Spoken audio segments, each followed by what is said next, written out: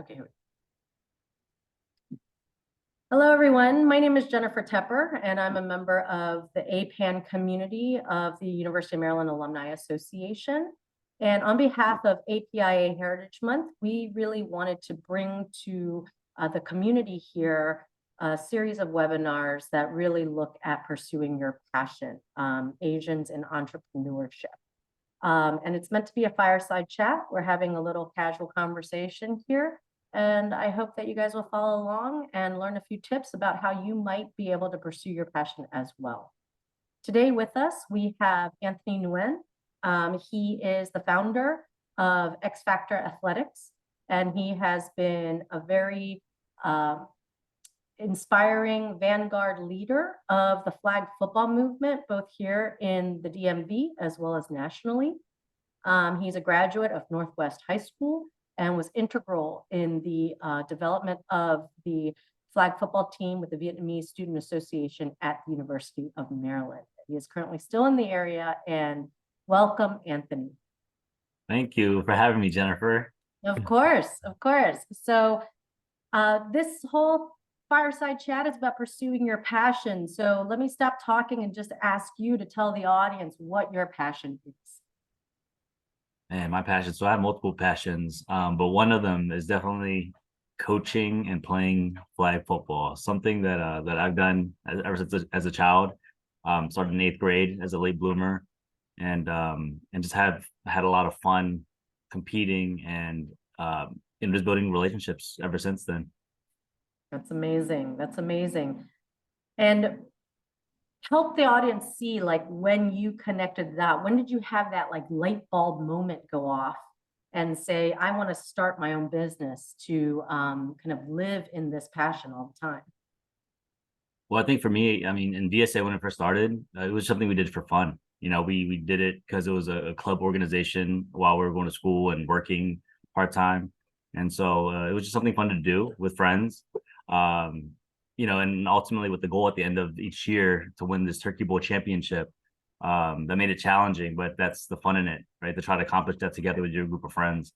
But after, you know, winning several championships and doing that, and then moving on to coach high school, you know, I realized that it was a big passion of mine. It wasn't just a hobby anymore. It was a passion, something that I loved doing. And I did, I spent a lot of my time outside of my job and schooling to just do. But then how it transitioned to something that I wanted to do more, I guess, professionally, is simply, I just wanted to do my passion more often. I just wanted to have more fun more often. And I was like, you know, if I could start a business where I get to play football and be around football all the time, then why not? Absolutely. So, I mean, that's really inspiring. I think there are probably people listening right now that have these ideas, have hobbies. That sounds like this was, you know, kind of the hobby that gave you energy in life, you know, and they're wondering, you know, okay, so you've identified that, you know, like, why not do the thing you love the most, you know, as an everyday activity? How did you bring that to life? Like, how did that turn into X Factor Athletics? I mean, I think I just leaned into more of my hobbies, right? Just doing more of what I like traveling for tournaments and competing in weekly games. And just by leaning more into it, you know, it just kind of made sense, because what I would do is outside of the games, I would just, you know, hit up some friends and was like, hey, do you want to come out and throw the football around and you know, do some drills for fun? So it was just something that at the time I didn't know it was, you know, I was crafting, and then just continue, you know, to work on coaching and training. But it was just something we did for fun. And it's something, you know, I would see like a video on Instagram of another trainer or some players making highlights. I was like, why can't we do that? And so we would just, you know, have fun and film our own clips, and, you know, run one-on-ones and things of that nature. And as we kept on doing that, you know, it got more attention and more people were interested in coming out to these sessions and having fun with us. And so so I just started to do it more regularly. And that's when I guess, you know, there was more interest and more people wanted to come in and join, you know, and join us. And then they got a little more serious because there was different levels. Some people just wanted to have fun, whereas others wanted to actually get better and improve their skills. Great. So basically you leaned into your passions and you saw that there's a market demand, right? I mean, that's what I'm hearing you say, right? That there are people that really wanted more of what you were able to offer in this area. That's great. That's amazing. Yeah, well, because I think also that flag football is getting more serious now too, in different aspects. So like for example, when we did Turkey Bowl for the Vietnamese Student Association at University of Maryland, that was just an annual tournament that the organization hosted. But now, more recently, flag football has become a legitimate sport in the college scene across the country. So, and it's only growing. So now it's not just powder puff and it's just not for fun anymore. It's actually a real legitimate sport now. Yeah. Yeah. Yeah, absolutely. So let me ask, I mean, sometimes, people feel like they come confronted when they're trying to pursue their passions with naysayers. People are like, oh man, that's not going to work. Like, why? Why are you going to do that? Like, how could you risk giving up a job, for example, a steady job and steady income to do that? Let me ask, did you have any naysayers in this? And can you maybe communicate what their doubts were? I wouldn't say I had naysayers, but I had people that, including my own mother, that was, they just wanted to be sure that whatever that I spend my time doing, that at least it was something that I would utilize my time, and find value in. Yeah. And so as I kept on doing that, pursuing my passion and just being around football and doing training and playing and coaching, just I guess naturally, it just came about that, it didn't really create any naysayers because they were like, okay, he's doing something he enjoys doing. So why should I doubt that or take or limit his opportunities to do that? Obviously, I have a job and other things that I had to focus on. So it's not full time for me just yet. But it's something that if I could do every day, all the time, then I would totally would. That's great. Yeah. So what I'm hearing you say is that, it was more concern. People were more concerned that you weren't going down a pathway that would lead to some sort of failure, that it would be worthwhile, over time. And what I'm also hearing you saying, I think that's really important for this audience, is to um, understand that it doesn't always jump right into full time, that it's a process, right? Right. It's a process. So you lean in, you create a little bit of understanding of, wow, there's some people in the area that could really benefit from this service, from having X Factor athletics, like help them become better at flag football, for example. And, you grow slowly. You don't always grow overnight. You don't just all of a sudden quit your job. You grow, at the pace at which you're willing, I guess, to take the risk. Does that sound right?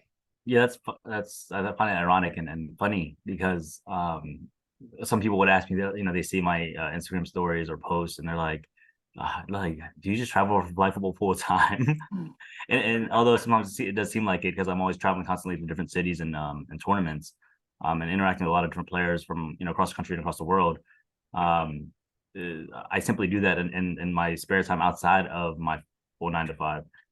So I do have a 9 to 5 that I work, and then after hours in the evening time or on the weekends, yeah, I'll travel for flag football or compete in games and tournaments.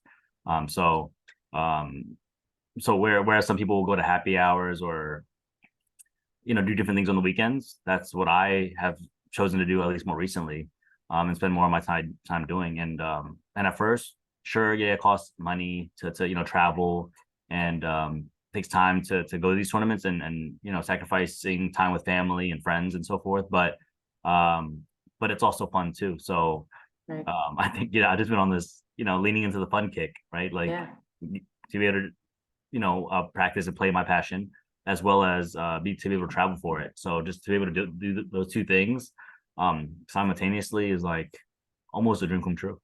That's great. That's great. I want to just be mindful with the audience that there are risks though, right? Like what would you think some of the risks are? Like, I mean, I get it. I think part of pursuing your passion is to like lean into the fun, lean into things that give you joy, and life is short. Why don't we spend our time being in a place of happiness, you know, as much as we can. So I'm hearing you loud and clear on that as one of the motivating factors. But for those who are also thinking about doing this, what are some of the risks? I mean, you're an early stage startup. You're not full-time doing X Factor Athletics yet. Mhm. You know, what are some of the risks and how do you try to mitigate those? Yeah, I mean, I think for me, the biggest risk so far that I've noticed is sacrificing time with family. You know, because I'm constantly traveling and utilizing my free time in the evenings to do these things. It's taken away from family time, and so sometimes that can be tough.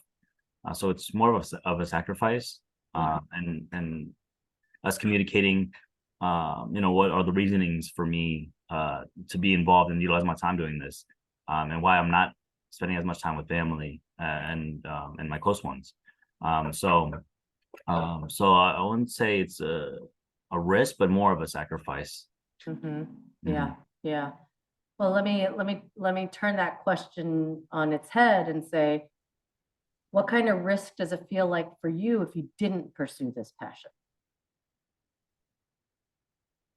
I think that Like, how would your life look if you weren't doing this? You know, I mean, outside of spending a little more time with friends and family.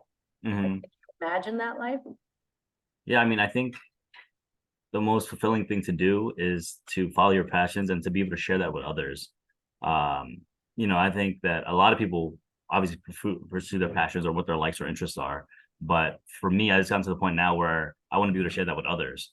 And I find joy in that.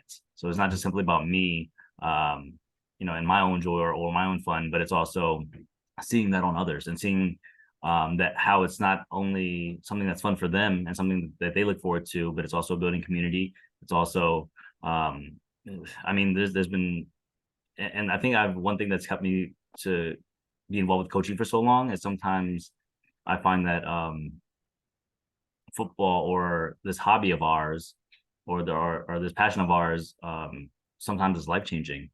I've had players told me that um, you know, that football saved my life. What do you mean football saved your life? And one of them said that at one point she was suicidal and didn't you know didn't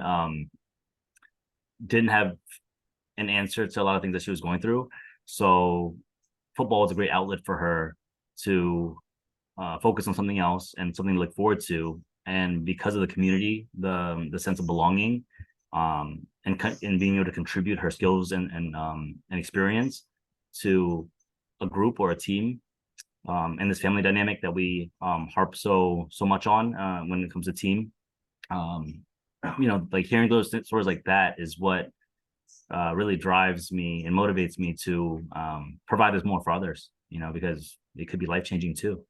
Absolutely. That's You really know, special. I so resonate with that, Anthony. I got to tell you, I mean, for me, it wasn't flag football, just to kind of insert myself a little bit, not as an interviewer, but for me, it was soccer.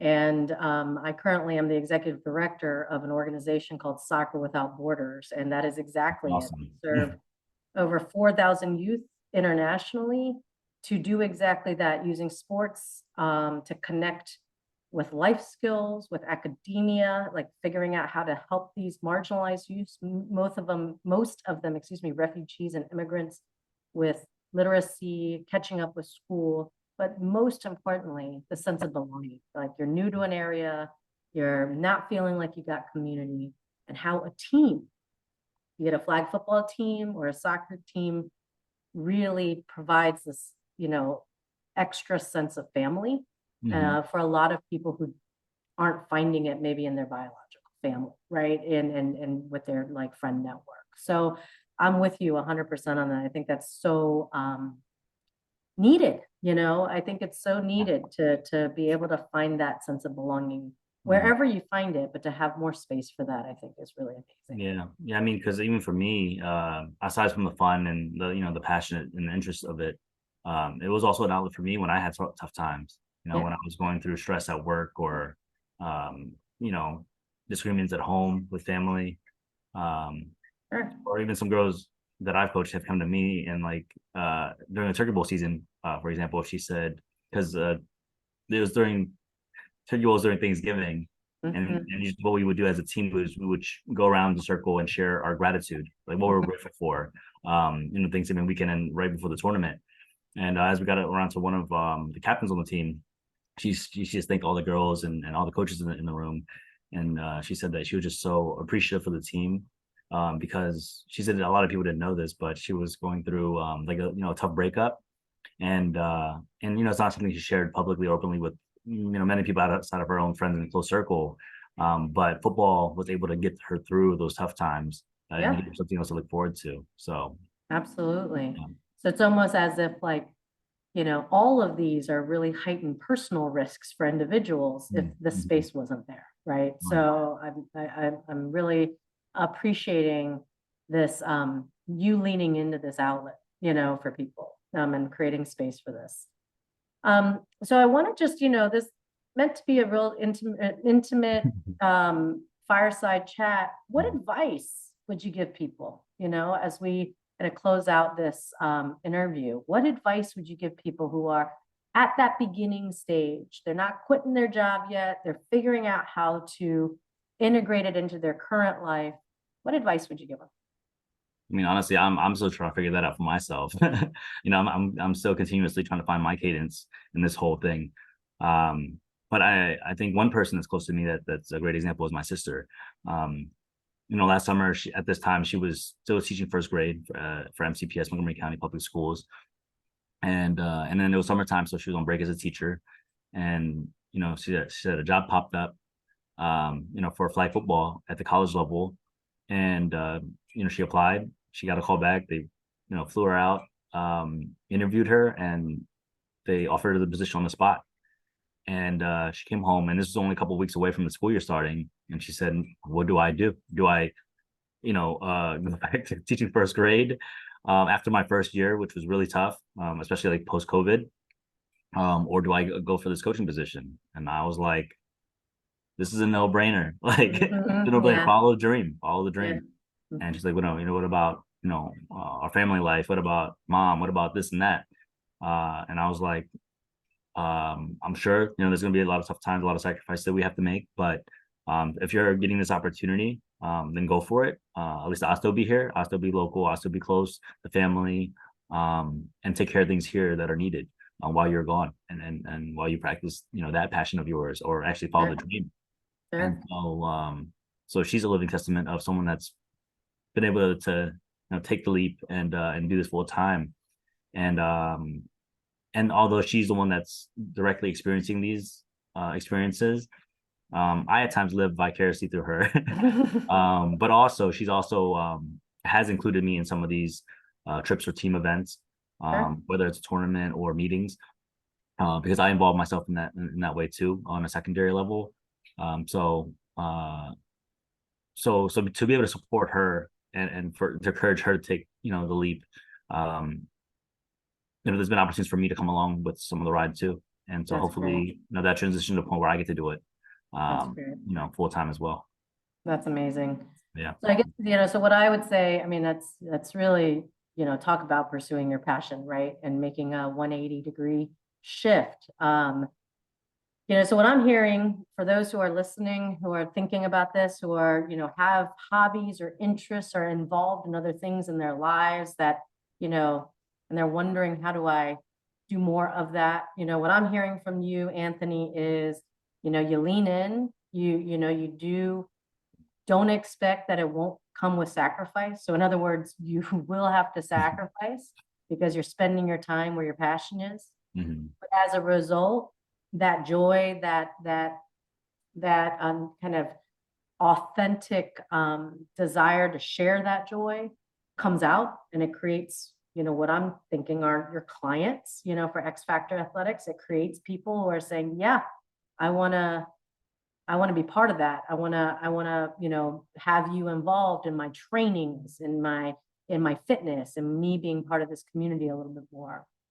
And then, so lean in, understand the sacrifices, and also understand that, it may not come overnight. You don't quit your job the next day. It's a build by build process. You got step by step. So like, even when I asked you about the advisory component, you're still figuring it out. And that's normal. That's not it's okay to, you know, be a little bit adrift in the process. You know, you don't have to have it all figured out to get started. Would you agree? Yeah, and I'd say, you know, in addition to leaning into it, it's also having certain levels of awareness. Because I think I made a post recently on Facebook or something, but I said that even if I knew that I would lose every single game, I would still play and or coach. And I think if you're able to answer that question to yourself, you know, then you found your passion. Yeah. And so, I think I've been able to answer that question pretty clearly. Because I would totally do this regardless if I got paid for it or if I, you know, knew that I would lose every game going into it. Right. So do it for the love of the game. And so, so that's, I think would say the, you know, the additional aspect that, that I would, outside of leaning into that, that supplements, you know, your decision making. Right. It's not about the outcome. It's about the journey, right? So yeah. So if you find that love there, no, I really appreciate it. Well, I hope folks who are listening in and streaming this fireside chat with Anthony was able to get a few nuggets of wisdom as they think about pursuing their passion.